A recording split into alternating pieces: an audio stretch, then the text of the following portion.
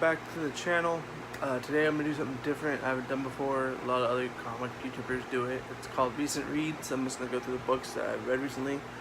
If you guys want me to do anything, like overview a comic back here, or say do a video about my favorite reads, recommendations, or any kind of video, I'm up to suggestions. So I'll do any video you guys want. But for today, we're going to do the books that I've read in the last month or so.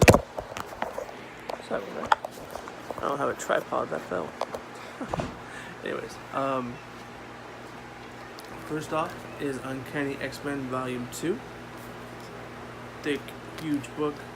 Probably my favorite X-Men omnibus out there, with some of the best stories ever, like the Dark Phoenix Saga, Days of Futures Past. Dark Phoenix Saga is a very, very well-known story. Obviously, Jean Grey gets the power of Phoenix, and she goes a little crazy, and takes out a whole planet. You know,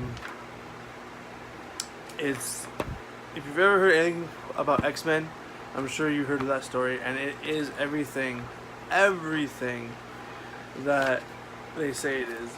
It's probably top 5 best comics ever. It's emotional. It's a gut punch. The sacrifices people make in the story.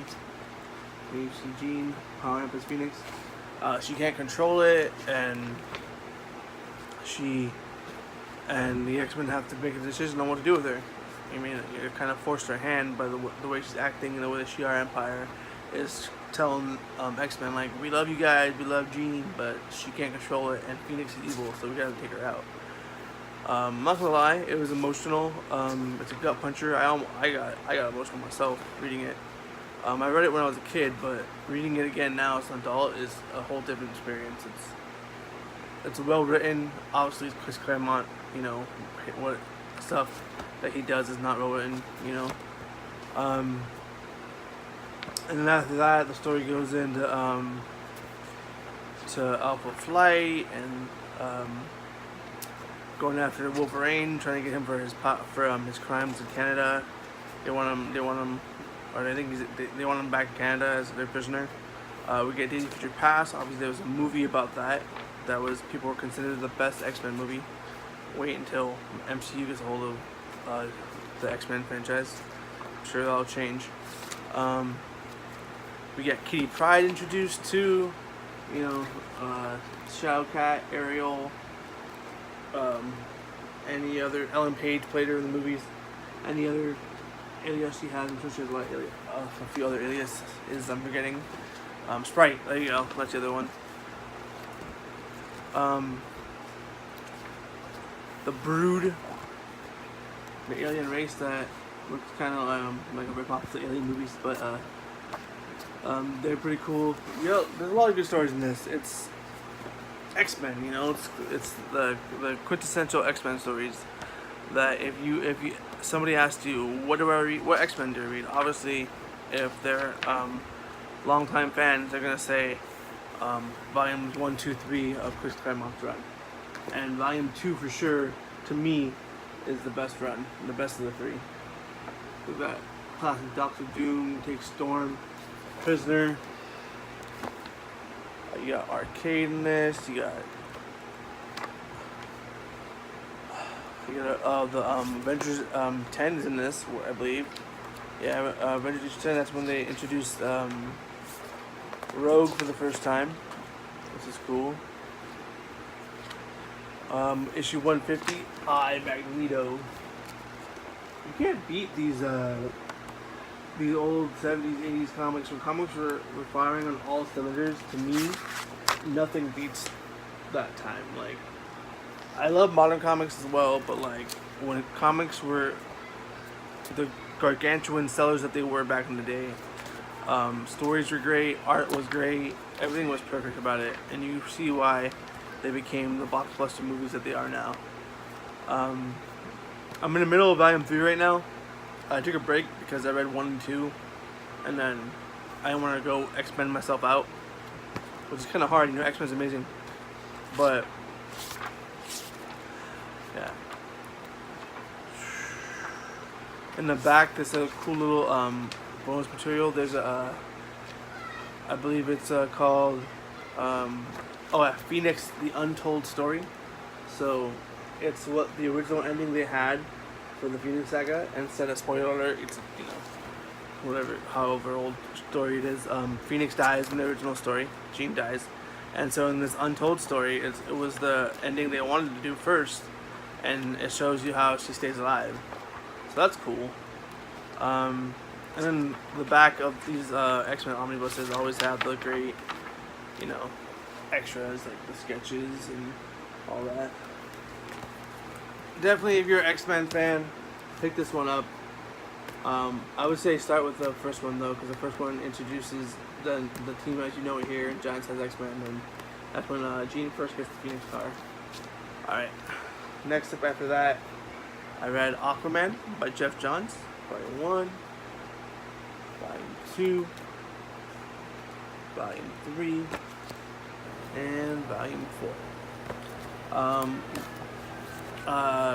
Considered by many as the best Aquaman run, or at least modern wise. It's good, and I really feel like the Jason Momoa movie coming out in December is taking a lot of influence off of this book, because you got the trench, and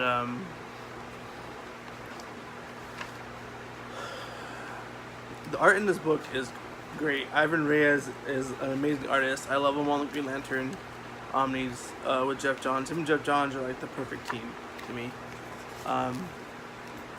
This is about Aquaman going back to Atlantis, finding these monsters he's never seen before that are in the trench, trying to stop them.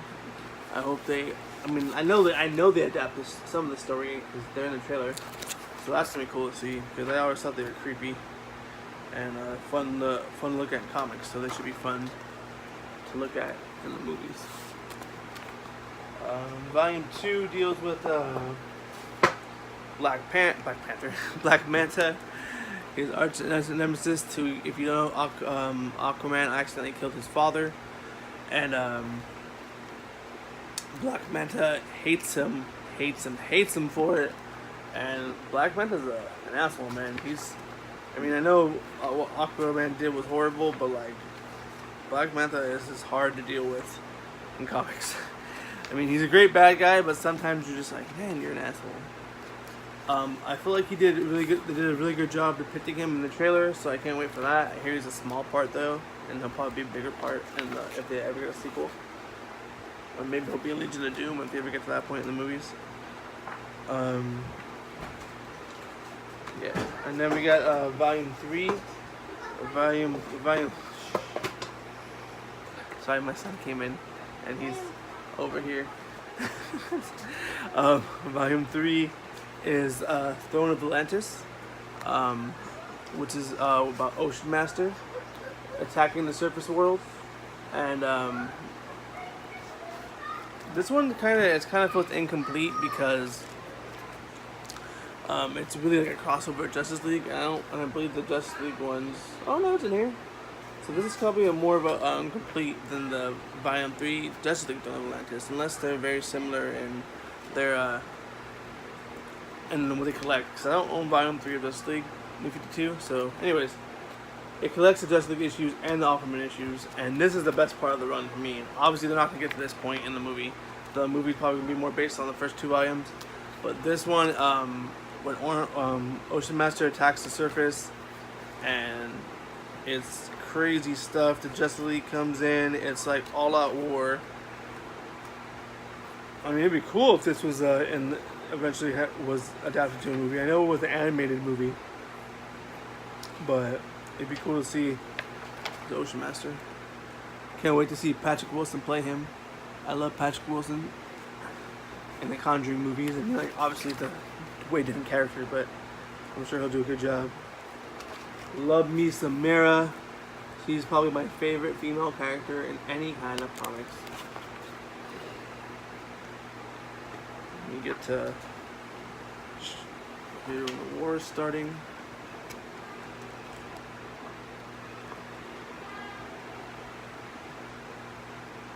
there also.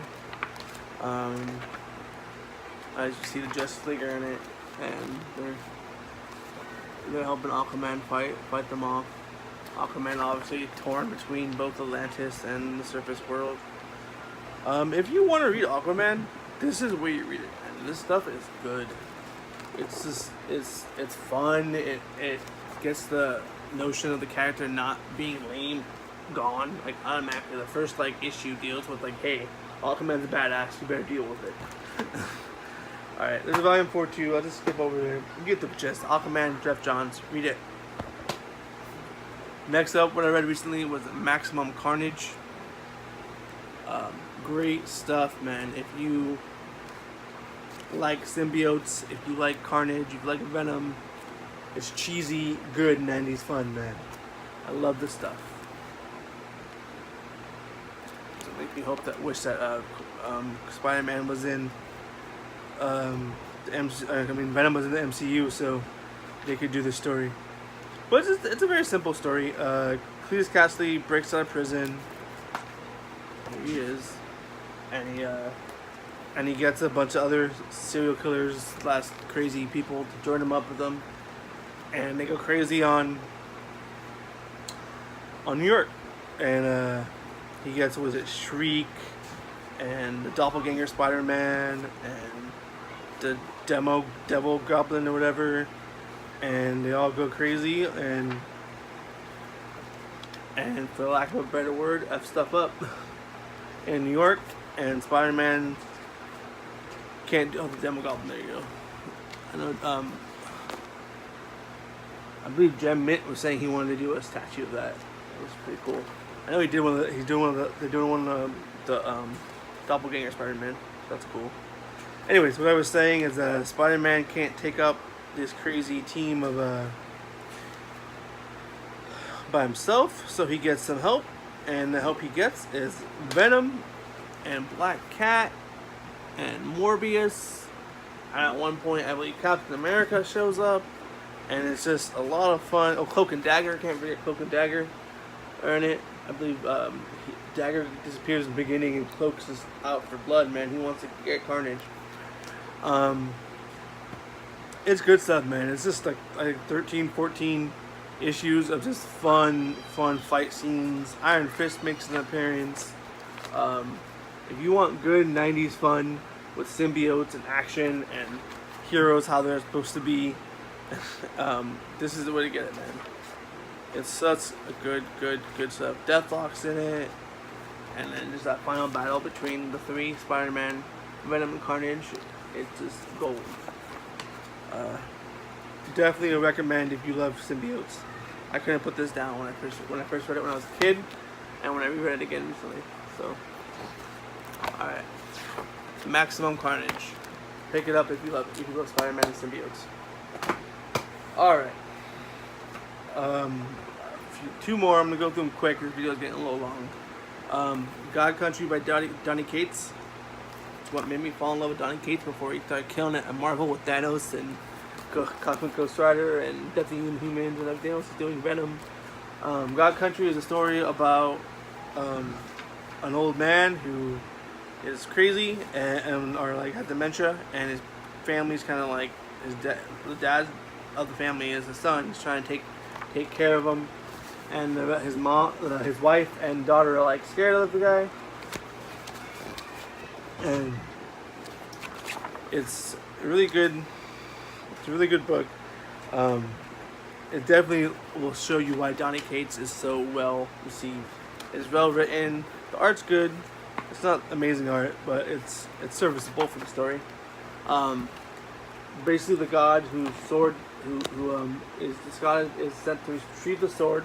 The sword has a mind of its own, but the thing is, the sword goes wherever he wants to go, and the sword wants to be with that man. And so once the man gets the sword, the old man, he remembers everything, and he's taking care of his family again. And he's like, hey, I'm sorry that I scared you guys, but I'm gonna make things right. But what he has to do is go fight this god. It's a very, very good story. If you look for something that's not Marvel, not DC, you want a good independent story, Check it out. I don't feel like I'm giving enough justice to how good it is, but it's heartfelt. The ending is a little tearjerker. It's very well told. So if you heard God Country, all the good things that people have said are true. Alright. Last thing I got to show you guys that I read recently was Hellboy Volume 1. I got Volume 2 as well, but I just read Volume 1. So, Volume 1 is the new paperback omnibus. Yes, Seth, I'm making a video. Omnibus Volume 1. I wanted to get the library editions, but those are expensive, man. So I went with these paperbacks, and I'm happy I did. Hellboy is received as one of the best comics out there, man. Like, it's so much good. The art is amazing. Everyone praises Mike Mignola art, which they should, because it's amazing. It's a lot of short stories, little horror stories about him being an investigator in the BBRD, which is like a paranormal police investigation. And they go, a lot of those short stories deal with, you know, little crazy stories about like myths and legends, but along with those short stories, each of those short story kind of arcs into like a longer story, which is nice. I like the way it's written. It's for somebody who's never read it, and like it didn't disappoint me at all, because you know sometimes you hear things are amazing and then you read them and you're like, oh, why does everyone like this so much? I feel like it was overhyped. But to me, Hellboy was never overhyped. I read it and I fell in love with it. The art is just so dark and beautiful, man. Like, I don't know how else to explain it. Like, it's like nothing. Mike Mignola's art is like nothing you've ever seen before. It fits the story so well. So people always ask, like, what's a good horror series to get?